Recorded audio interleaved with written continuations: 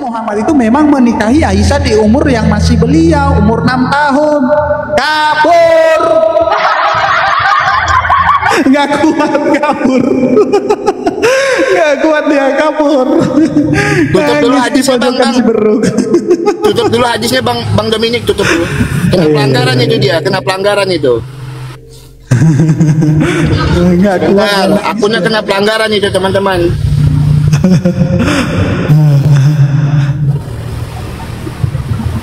Naik lagi bro, ganti akun lah, jangan udah 2 kali kan bang? Udah 2. Teman-teman Kristen jangan ada report ya teman-teman ya. Kalau kalian report akun Faruk, nanti akun saya yang kena. Ya, Ya teman-teman Kristen jangan report ya. Yuk, teman-teman Kristen jangan report. Teman-teman Kristen. Ya lanjut bang Dominik, lanjut. Nggak apa-apa, saya sisain aja waktu saya ini, nggak apa-apa, saya lanjut aja nih, masih cukup bang. Jadi begini Faruk, kalau saya narasikan bahwasanya Nabi Anda itu menikahi anak yang masih 6 tahun, ya, kalau kamu tanya ukuran kecil itu, ya anak 6 tahun itu baru mau masuk SD Faruk. Ya, di mana-mana umur 6 tahun itu ngambil makan sendiri masih diambilkan sama emaknya Faruk. Ya, belum bisa kawin-mawin umur 6 tahun, apalagi pada saat itu umurnya Muhammad itu 56 tahun. Itu udah lanjut banget Faruk. Ya, di zaman ini ya, umur 56 tahun itu udah punya cucu dan cucunya sudah ada yang umur 6 tahun. Dengan kata lain, seorang yang menikahi ya di umur yang 56 tahun itu sama dengan menikahi cucunya yang umur 6 tahun Faruk. Ya, dan semua ulamamu mengakui, nih pakai data nih. Ini datanya banyak nih, hadis terkaitnya banyak nih. Nih, hadis 4739 dan seterusnya. Memang Muhammad nikahi anak 6 tahun. Oke, giliran abangnya sekarang ya. Ya. Nah, ketika kamu ya mau menggugat perkawinan Nabi Muhammad SAW, pernikahannya, kau hadirkan dulu tolak ukur hukumnya apa. Kau gunakan hukum di zaman sekarang dengan pernikahan Nabi kami yang 1500 tahun yang lalu. Makanya saya bilang diskusi itu singkirkan dulu kebencian, Dinda. Itu yang pertama. Nggak pantas pernikahan Nabi kami yang terjadi 1500 tahun yang lalu, ya kan, kau jadikan tolak ukurnya undang-undang di zaman sekarang. Itu yang pertama. Yang kedua, dalam hadis itu tidak ada tertulis anak kecil. Tidak ada kata-kata anak kecil dalam matannya. Dalam matan hadis itu tidak ada kata-kata anak kecil. Oke?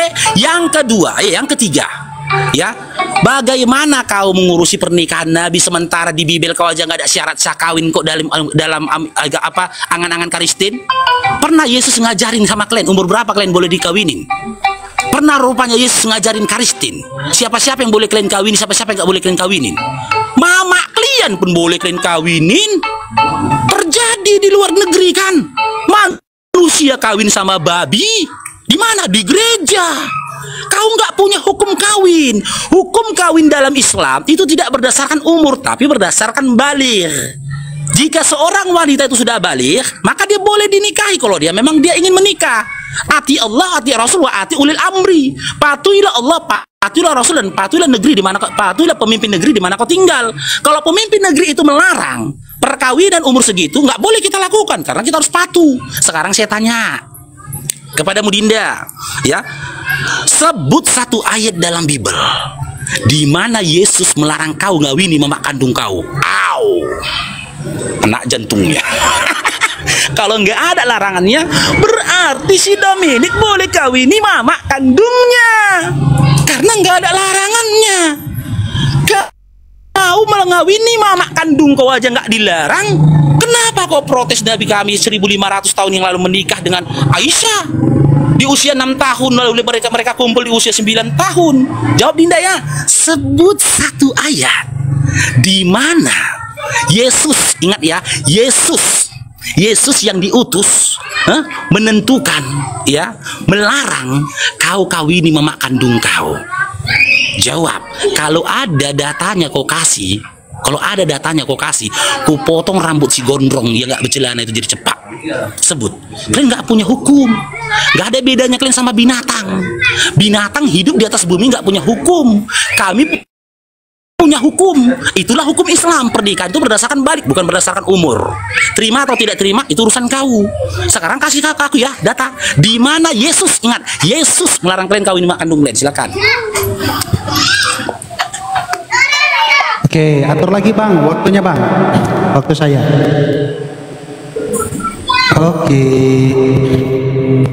Oke ya teman-teman, jadi si Beruk tanya di mana larangan pernikahan untuk menikahi ibu ya. Jadi Yesus itu ya juga menggunakan kitab-kitab perjanjian lama. Ya, di sini dikatakan di dalam Imamat 18 ayat 7, janganlah kau singkapkan aurat istri ayahmu karena itu hak ayahmu dan ibumu, dan janganlah kau singkapkan auratnya. Gak boleh kita singkapkan aurat istri ayah kita karena dia adalah ibu kita. Jelas ini bro. Kalau udah ada aturannya ngapain lagi dibuat? Oke? Terus si Beruk tadi ngomong teman-teman, di mana itu dikatakan menikahi usia 6 tahun? Kau baca ini ya di dalam hadis Bukhari ini bro. Nih babnya apa? Nikah. Ya, kitab nikah babnya apa? Seorang menikahi anaknya yang masih kecil. Masih kecil bro. Makanya kau ngomong tuh dari tadi pakai data bro, dari tadi sampai di telepon cuma dia, bro turun kau bro, ketahuan nanti nabi kita bro. Sampai di telepon dia, ntar lagi kabur nih teman-teman, cari alasan. Udah dimarahin dia sama ustadznya, dimarahin dia sama gurundanya. Tengok mukanya udah mulai pucat. Ini bro, saya kasih ya kamu ya fatwa ya bro ya. Nih, ini biar kamu tahu kelakuan nabimu bro. Nih, ini bro ya, fatwa paha nomor ini dari mana ini bro? Dari Arab Saudi. Siapa ulamanya? Abdel Aziz Bakar Saleh. Nih fatwanya. Kamu bisa cek ini fatwanya. Apa isi fatwanya? Kita lihat. Ya. Bukankah tuntunan sejati yang bagi umat Islam selama berabad-abad untuk melakukan praktik haram ini yang diimpor di negara kita melalui video-video amoral yang mengenai praktik memahat paha yang dilakukan Rasulullah kepada tunangannya Aisyah saat itu berusia 6 tahun, tidak dapat berhubungan seksual dengannya yang masih muda. Perhatikan bro. Oleh karena itu Rasulullah menempatkan penisnya di antara kedua paha Aisyah dan menggosoknya dengan lembut bro. Nih kelakuannya bro, digosok-gosok bro, masih kecil karena memang belum bisa. Nih beliau tidak dapat berhubungan seks dengannya karena usianya masih muda. Oleh karena itu Rasulullah meletakkan penisnya di antara kedua paha dan menggosoknya. Apa tujuannya ini kok digosok bro? Jawab bro. Ya, Bang Dominik, Bang Faruk, sebentar. Kalau ada kata-kata vital jangan disebutkan ya, alat-alat vital ya, jangan disebutkan. Oke, jelas teman-teman ya, jelas.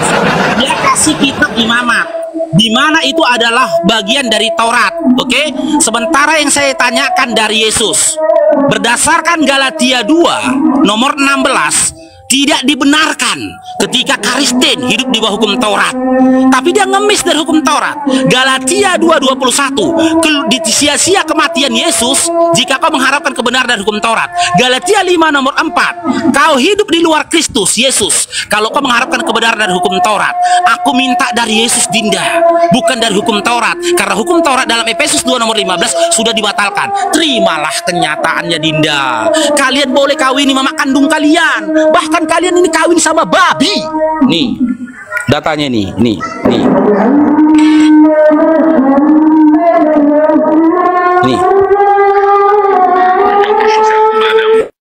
Satu-satunya yang katanya agama mengawinkan manusia sama B2 siapa teman-teman?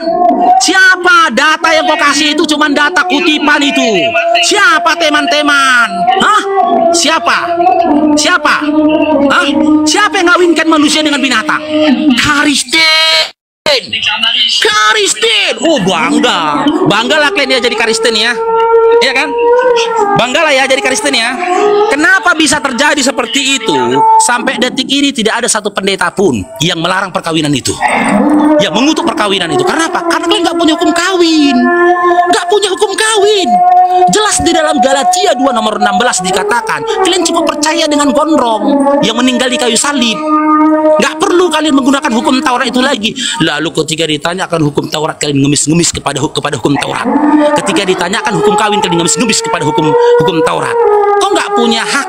Kalau kau membahas tentang akhlak Nabi Muhammad SAW, surat Al-Qalam ayat 4. Apa kata Allah?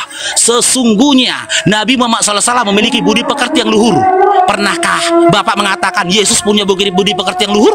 Pernahkah Paulus dikatakan punya budi pekerti yang luhur? Apapun perkataanmu tentang Nabi Muhammad SAW, fitnahanmu terhadap Nabi Muhammad SAW, perkataanmu tak jauh lebih, tidak ada apa-apanya dengan legalitas yang diberikan Allah dalam surah Al-Qalam terhadap Nabi Muhammad SAW. Ya, oke, abangnya sholat dulu Dinda ya. Biar kalian simak ya. Data yang saya minta tadi dari Yesus. Sebut satu ayat dalam Bible di mana Yesus, tapi dia mengemis kepada kitab imamat. Dia mengemis kepada kitab Taurat. Itulah Kristen, nggak punya hukum kawin, yang boleh mengawini mama kandungnya. Oke Dinda, oke ya, aku sholat Isya dulu Dinda ya. Dulu loh, 3 menit dulu loh. Udah selesai adzannya Dinda, abangnya mau sholat dulu ya. 3 menit dulu loh, abang dah. Jangan kabur Faruk. 3 menit dulu, nanti mau nolong. Kau bilang kabur, suka kau, gak lebih penting kau daripada sholat. kabur. Oke, kita jawab ya teman-teman.